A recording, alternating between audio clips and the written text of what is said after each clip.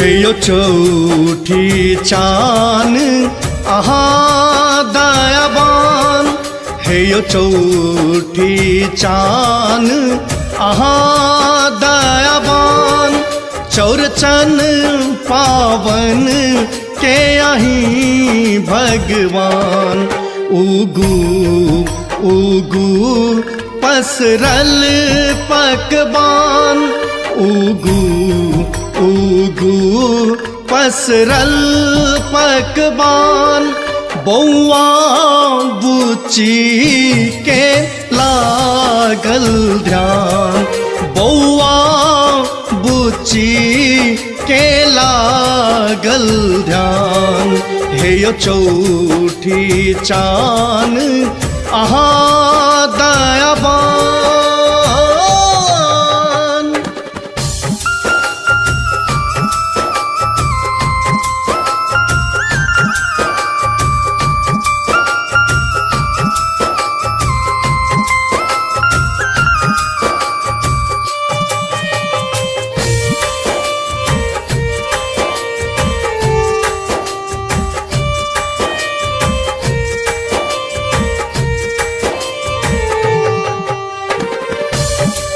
आँच में घला गल सगरो गगन, आँच में घला गल सगरो गगन।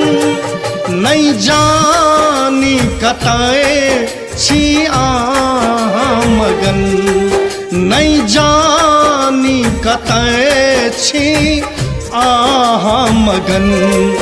दिया झलक कने अच्छी सब परेशान, दिया झलक कने अच्छी सब परेशान। बौआ बुची के लागल ध्यान, हे यो चौठी चान आहा दयाबान।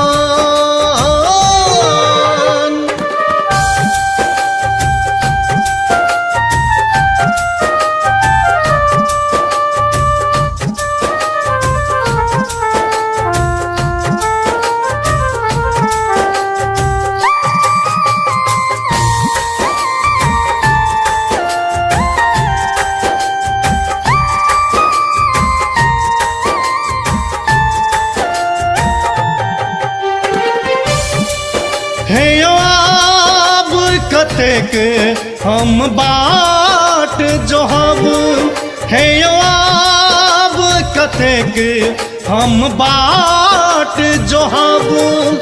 आहा ने बुझब तो ककरा कहब, आहा ने बुझब तो ककरा कहब। हे शशि एना ने बनियो आन, हे शशि एना ने बनियो आन।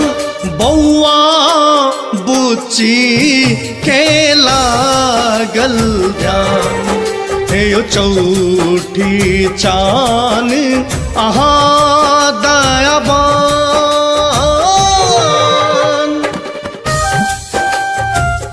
अपने सब सुन रहल छी कलुआही सँ RNP स्टूडियो के भक्तिमय प्रस्तुति।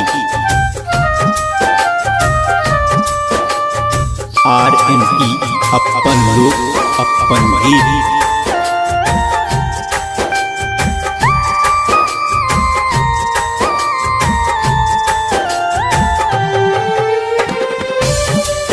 देखू एक टकता की रहल सब जन, देखू एक टकता की रहल सब जन।